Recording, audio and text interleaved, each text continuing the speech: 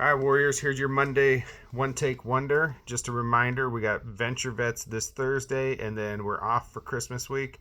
And then we'll be back in January on a regular basis. And we got the dinner coming up in January, so if you haven't registered, get registered. But Christmas is coming up, and I know the holidays can be difficult for a lot of people. I just want to encourage you, if you're struggling with anything, reach out. Reach out to me, reach out to another vet, somebody. Just don't go through it alone. We are made for community, and we're here for you.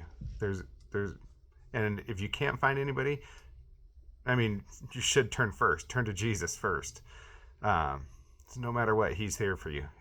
This psalm I have to share with you guys today speaks to that a little bit. This is Psalm 139. It's divided up into 4 sections that speak to different attributes of God. So the first 6 verses says, O Lord, you have searched me and known me. You know when I sit down and when I rise up. You discern my thoughts from afar. You search out my path and my lying down, and are acquainted with all my ways, even before a word is on my tongue. Behold, O Lord, you know it altogether. You hem me in behind and before, and lay your hand upon me. Such knowledge is too wonderful for me.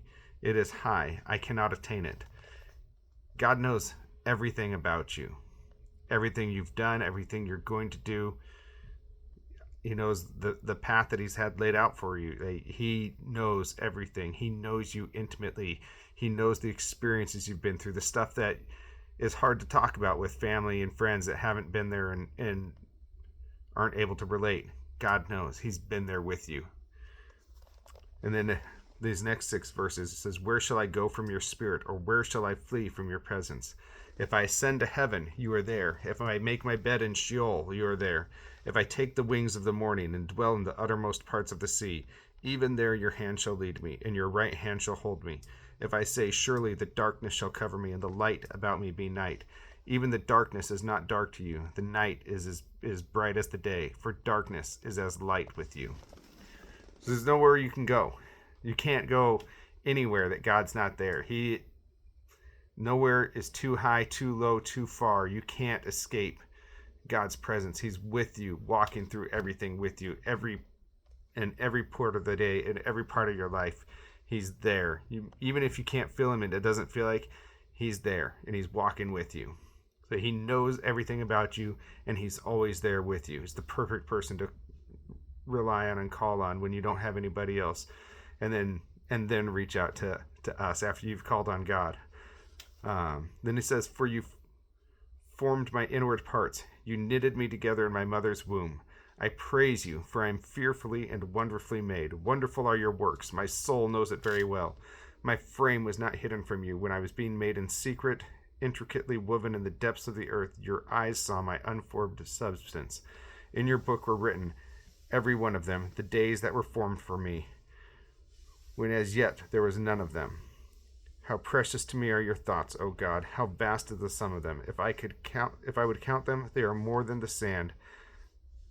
I awake, and I am still with you. So,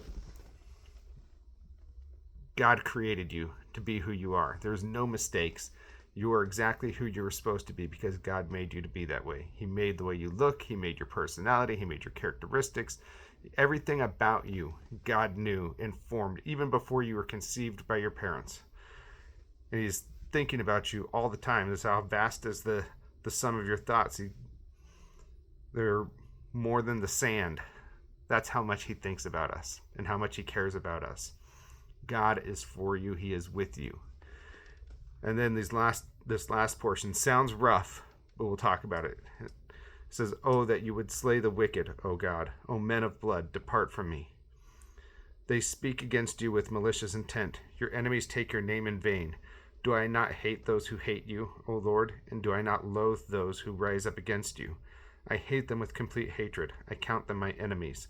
Search me, O God, and know my heart. Try me and know my thoughts, and see if there be any grievous way in me, and lead me in the way everlasting. So this is alluding to the holiness of God, just the level of righteousness that God has. And David is the author of this psalm, and he's aligning his heart with God's holiness, with God's righteousness, with God's ways. And he's aligning it so much that he's saying, God, I love the things you love and I hate the things you hate. And that is a game-changing prayer. My friends, I'm telling you, when you start praying that, God begins to change your heart, and you begin to have that heart that loves the things of God and hates the things that aren't of God. And then at the end of the verse, he says, search me, God, know my heart, try me and know my thoughts.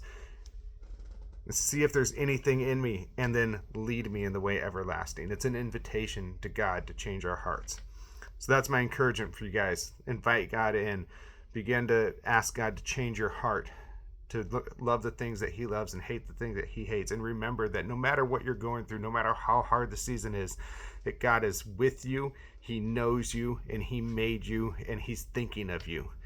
And then just know that we're here for you too. So if you need anything during these holidays and you're struggling, reach out, please. So love you guys. We'll see you this week on Thursday, and then have a great Christmas holiday. Cheers.